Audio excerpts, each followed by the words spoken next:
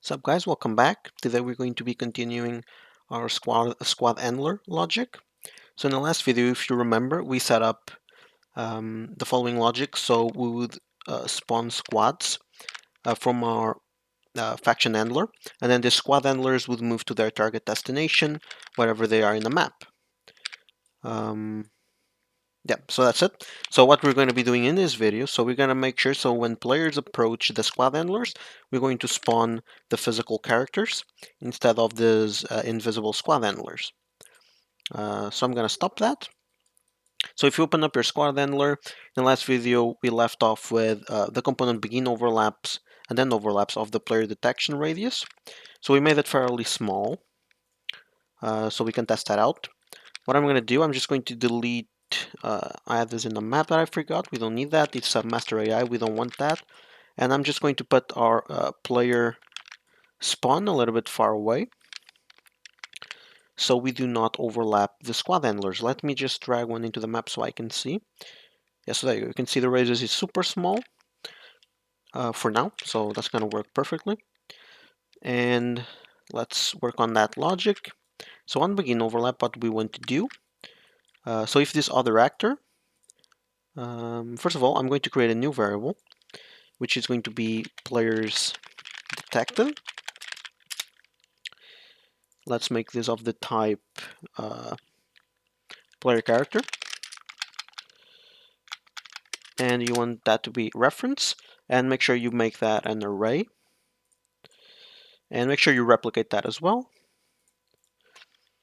It's going to be very simple. So we're going to, I control drag this in. And if the other actor, let's cast to player character. Not player, sorry. Player character. If this cast is valid, meaning whatever began the overlap with the player detection, if this cast goes through, it means it was one of the players. We're just going to add the player into the array, like that. And let's copy and paste the cast over here. And if we lose or get out of the end overlap, we are going to get the player detected. We're going to say remove item, and we're going to remove the character that left. And I think that should be good enough. And for now, what are you going to do? A branch after the begin overlap. And basically, we're just going to check if this is bigger. Actually, we're going to get the length. And we're going to check if this is bigger than 0. So obviously, if we are adding something, it means that it's bigger than 0, but this is just to make sure, it's just a double check to make sure that there are indeed players in range of the player detection radius. And if this becomes true, I'm going to create a new event, which I'm going to call server spawn NPCs. Or I guess I can call it squad members. So we continue the terminology that we began in the last videos. So let's spawn the squad members. This is going to be ran on the server, and again, make it reliable.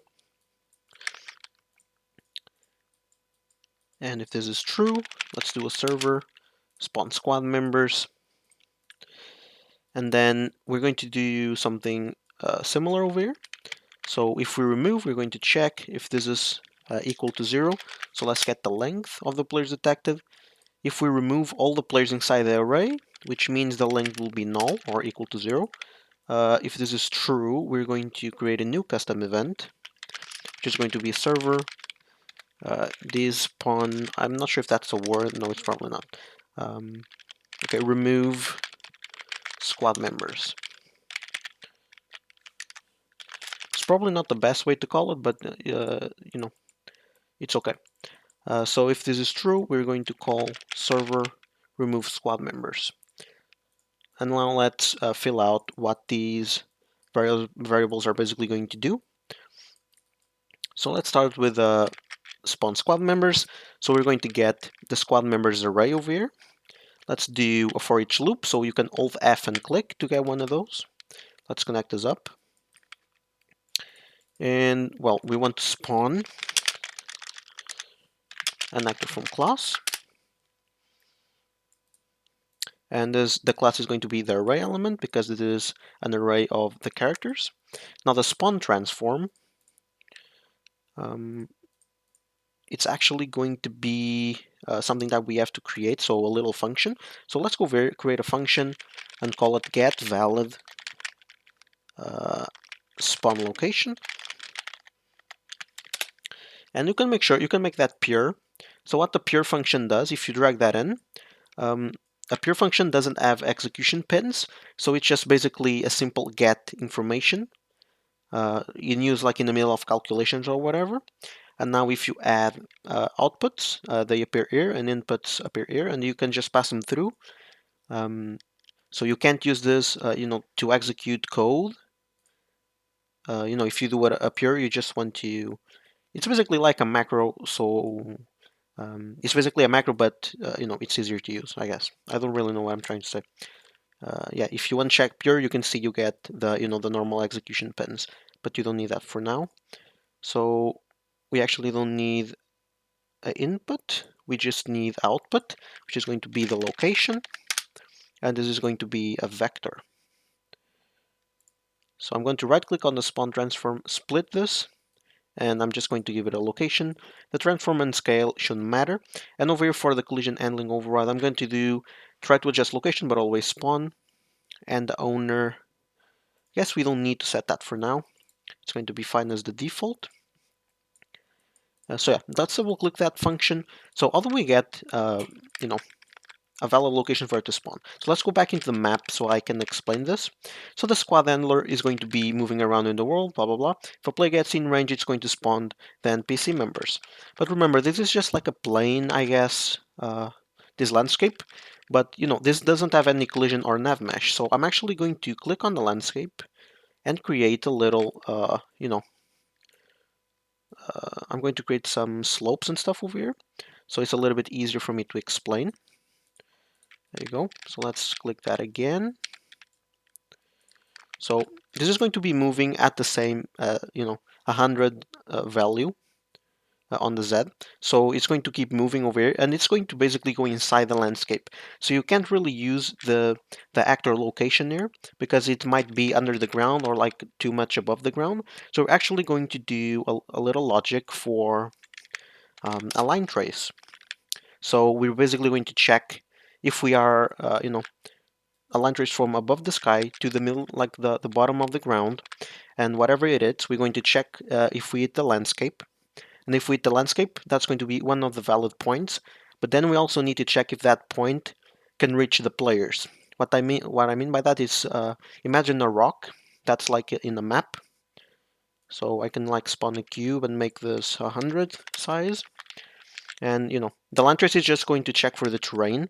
So if it hits the terrain and spawns in the middle of the cube, the AI is going to be stuck in there. So we also need to make sure that the path finding can find a valid path from the spawn location to the players.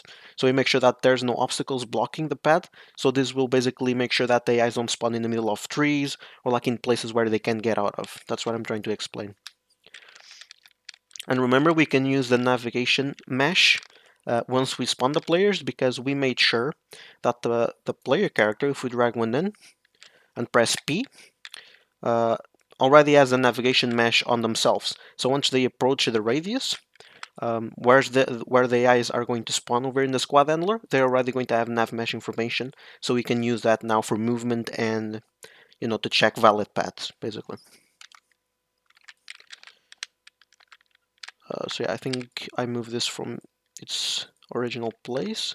Let me just put that over here. Oh no, I actually want to delete that. I just want the faction handler. Yeah, there you go. So let's go back into the code. So now that I explained that, let's do our little line trace by channel. Actually, I'm gonna do by object.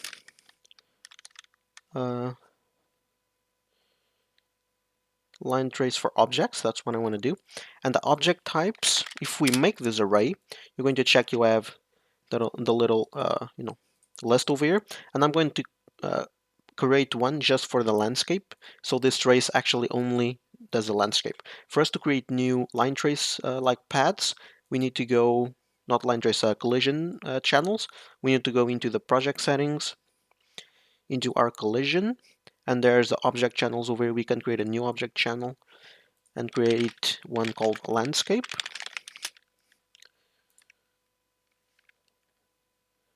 Yeah, and the default can be block. That's going to be fine. Now, if we close that, we go into our landscape, and then if we drop down into the collision, where is the collision? There you go, back over here. If you expand the collision presets and you go into custom, you can actually go and find now the landscape over here. And the object type over here, make sure it's a landscape. So it blocks everything, and the object type of the landscape is landscape. And if we save that and now go back into our squad handler, into our little list over here, I think I need to refresh that. And now you can trace for landscapes. That's pretty easy. Now, I don't think we need to do this, but let's check trace complex. And actors to ignore, we don't need to do that because we're only checking for the landscapes. And let's do... Actually, we don't need to do that. We don't really need to see that, I guess. I already explained how the land trace is going to work. So let's do the start location. So let's get the actor location. And this actor location is going to give us the exact location. As I said, we can't use that. So we're going to do a little bit of math. So we're going to use the X and the Y, but the Z, so like the height of the where the land trace is going to start, we're going to go over here and we're going to input our hard-coded value. So basically going to your map, you're going to have like the height. So just get the maximum height of this. You can use an empty actor as I did before.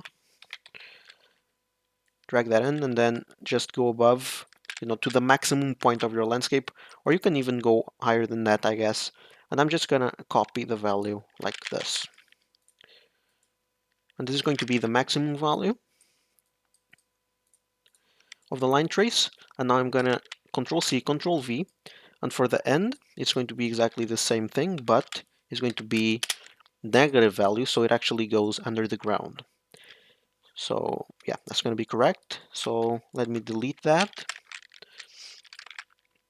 And now the out hit, we're going to break this so we get all the information. And well, we're going to know this if this hits, is going to hit the landscape, but I'm going to go to the hit actor, cast the landscape, just to make sure. So I'm going to make sure that we're hitting the landscape. And I'm going to do Alt B and click to create a branch, just to make sure that we get the blocking hit. So if this is true, so we made sure that we hit anything, we make sure that we hit the landscape, and then we're going to return the value. But not the exact location of the point. So we're going to do a random reachable point in radius.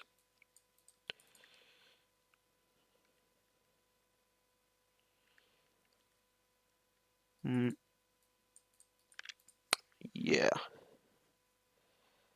I'm just trying to remember the code to do...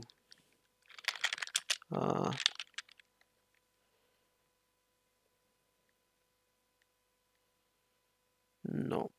Yeah, I'm trying to figure out a way out to validate that this point that we're going to generate actually can reach the character. But I think we can do that. If we do the origin of the impact point or the location of the hit trace, the radius, let's do, so they don't spawn on the same place, let's do like 600. So this is going to be 6 meters spread, basically, or like a radius of 6 meters where they can spawn. And then this random location, we're going to do get reachable point radius. We're going to do this again, but just so it makes sense, the origin is going to be the player. So we can get the array of the players detected, and we can get the first index over here. So the first index is always going to be valid if there's someone inside the array. So if there's a player inside the array, the first place that is going to get validated is 0, if that makes sense. So like the 0 spot is always going to be populated by someone if there's players inside the array. So we're going to get the actor location. So this is like the player location, the origin, and then we're going to create a branch over here.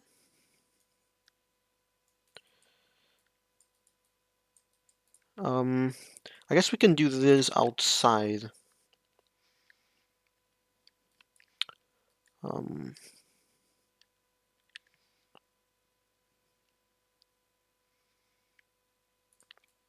yeah, so like I'm doing this part of the code to know if the NPC can reach the player, but we need to actually spawn the player and put him there before we can call this and basically check if this return value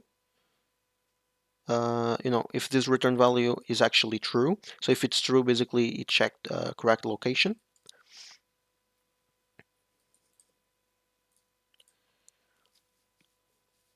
But I think we need to do that on the outside before we actually spawn the players, or after we spawn the players, and then we can adjust our location.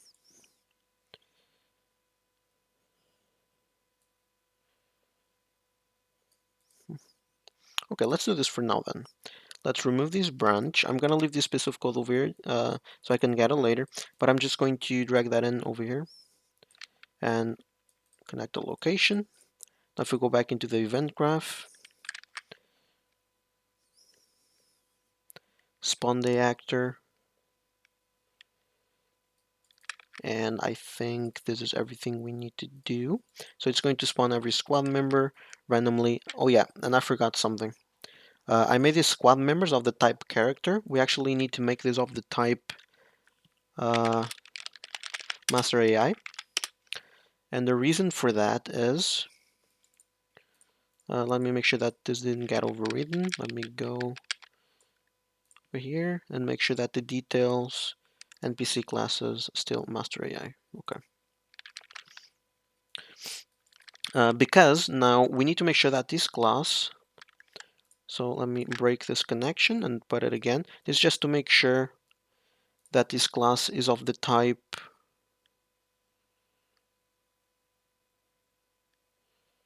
master AI. There you go. So this return value is going to be of the type master AI because now we have the squad member attributes that we need to set. So we actually need to go into the master AI over here. There's these two variables over here, and we're going to create a new one and call this attributes.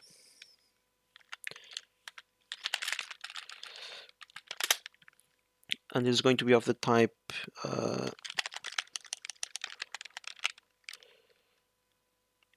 where is it? Squad member attributes. There you go. Make sure this is replicated and instance editable and expose on spawn. So if you right click and refresh, now you get the attributes over here, and we're going to get the squad member attributes, and we're going to do a get reference. I think we don't need a copy, or I guess we can get copy, we don't need the reference, that's what I wanted to say. And let's connect that in. And basically the index over here is going to be the same index of the array over here. So of the for each loop, I think that will be perfectly fine. So now basically, remember the squad member attributes come with the health. Yeah. And I think we need some initialization logic on the event begin play of this. And what we need to do basically is get the squad members, do for each loop. And I guess we can create a function for this, or an event, server underscore fill out attributes. So like in the beginning, we need to basically fill out these attributes because this will be empty. And the squad members will have stuff inside because we passed it through over here in the inspector on the details panel. But we didn't do that for the attribute, so we're going to make that automatically. We're going to assume for now that the attributes are just going to be the same for everyone. And then in this function, you can basically fill out the attributes as you want them. For now, I'm going to make them all equal. So let's get the squad member attributes. and we're going to set the array element.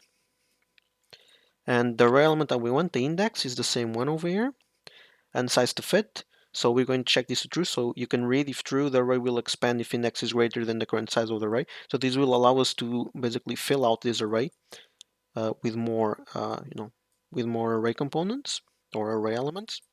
And the item, I'm just going to make, and I'm just going to make everyone have 100 health for now.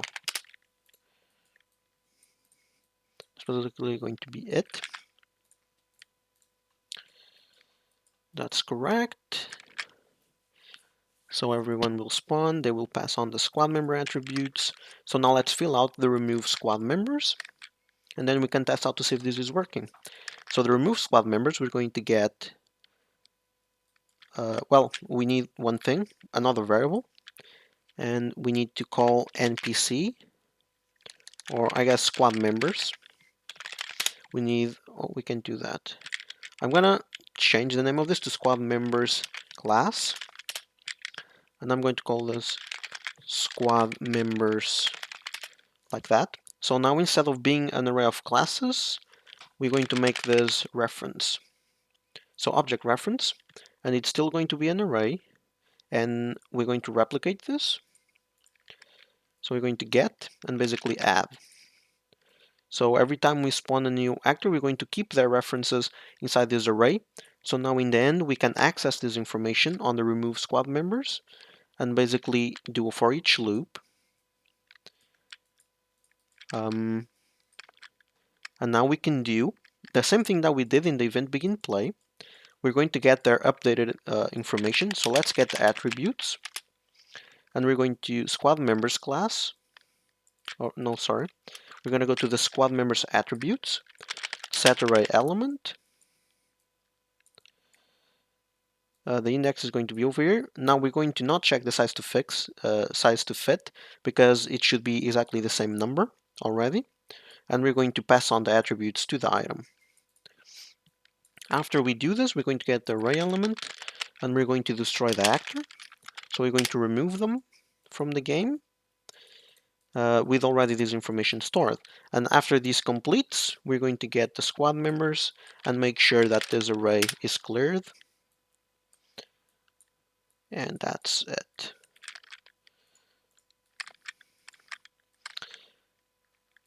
And another thing that I want to add on the master AI for later is create a new variable and call this the squad handler owner. This is going to basically keep track of their squad handlers so we can get information from there later on for their logic. So for example, I want this, so when this character dies, we can access the squad handler over here and basically do this over here just for him instead of doing for every squad member. Sorry, down here. Instead of doing this for every squad member, we're just going to do them for him. So we're going to basically, well, we won't need to update them. We just will need to remove them from the squad members. So basically destroy the actor and update the squad members array. So if the AIs die, we keep the squad handler updated with the correct information. And I'm going to make sure this is replicated and instance editable and exposed on spawn. So you're going to need to go over here on the spawn actor, refresh the node. This is on the spawn squad member. And then we're going to get drag from squad handler owner and call self. That's going to be good enough. And I think this might be everything we need. I probably forgot something, but that's okay. So now we're going to do new editor window. I'm going to play with just one so we don't have various windows over here. New editor window. There you go. So you can see over here. Yeah, the movement is a bit sloppy, but doesn't really matter because we're not going to be seeing this. So if we get close enough, nothing is happening. Well, that's not good, is it? So first of all, let's debug this. And let's, on the begin overlap, let's make sure we print a string. So if this happens, we can see it happening, basically. We'll get a print string on the screen. So let's go over there. It's a bit lag, isn't it? on the beginning. I probably need to figure out if that's from my computer or if it's actually something in the code that's making it sloppy. So there you go. We have the hello, yeah, but no one is spawning in. That's very interesting. Well, let me try as listen server. Okay, I don't have lag as a server. Okay, this is something that has to do with the client replication. And yeah, that's probably some setting that I probably didn't check. Yeah, but they're not spawning. So which means I did something wrong. So this is checking, we know that. So the squad members class should have something from the inspector down there. So let's make sure if we are calling this.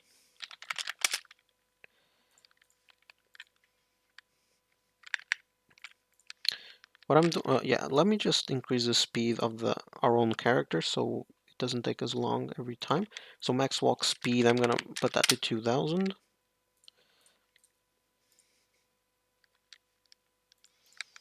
Okay, there you go.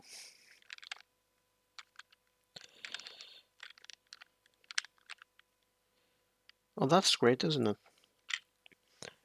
Well, then it's definitely something wrong over here. Oh, I know what it is.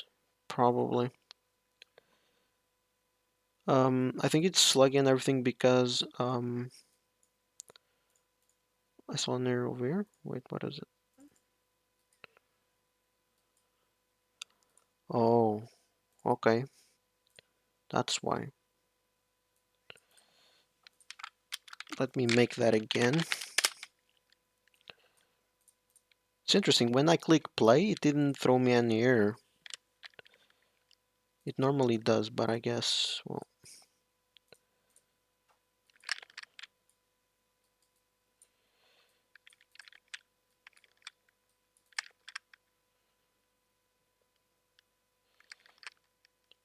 Okay, let me check if... Okay, I think everything's fine now. Let me open up the map again. Let's see if this works this time. Okay, it's not sloppy at all anymore, which is good. Everything's moving fast. There you go. So now it's working. Let me go over here. If I move away, they despawn.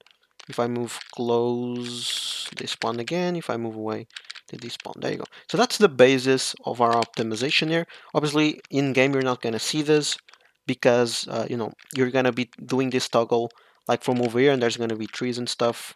Or you can make sure that they spawn like behind cover so you're not seeing it. That's a bit more advanced, I guess.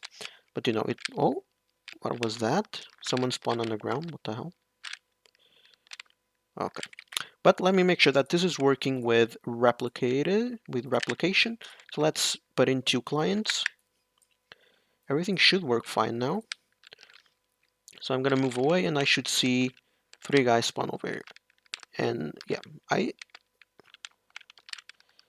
think I need to do some kind of, I think they're spawning in the middle of the ground.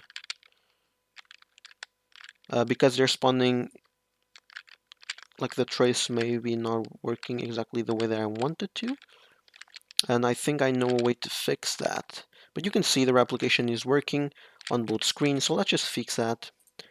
Let's go back to our squad handler. Let's remove the printing, we don't need that anymore. By the way, the error, I don't think I explained it. Let me go back and do that. So remember when we went to the squad handler and we changed the squad members class to master AI from character? So it broke this because this array pin was no longer the same type of this array pin.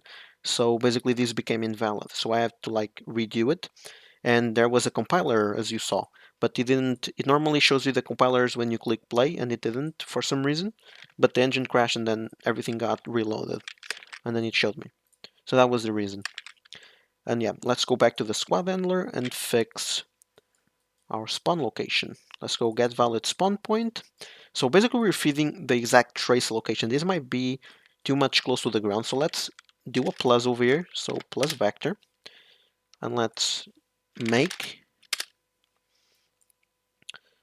So we're not going to add anything on the X, nothing on the Y. Actually, we don't need this. And we're going to add on the Z, I guess, a meter away from the ground. So let's make sure their like capsule collision spawns a little bit above the ground, not exactly on the ground. I guess I will save a little bit of work.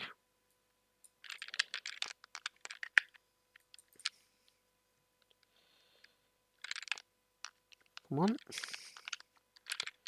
Now let's do this a couple of times just to make sure it's working. Come on, get away. And it is working correctly, I believe. Yep, it's not happening. That was probably the reason. So yeah, I think I'm gonna leave this video here. Oh yeah, there's one more thing, the check. So this is going to really be hard to playtest because I don't have like a complete level here. So, but I really want to try to make sure that after we spawn, so I'm gonna grab this code that I left, do a cut, and let's go back to the place where we spawn the squad members. After we spawn them, let's make sure we get the players detected. Let's make sure if we got a reachable point in radius.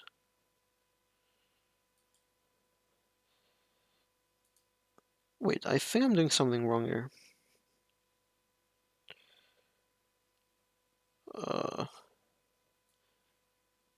yeah, you know what? Yeah, okay, I need to figure this out. It's a little bit complex, but I think I'm getting mixed up with something. I need to investigate something, but yeah, I'll do that in the next video.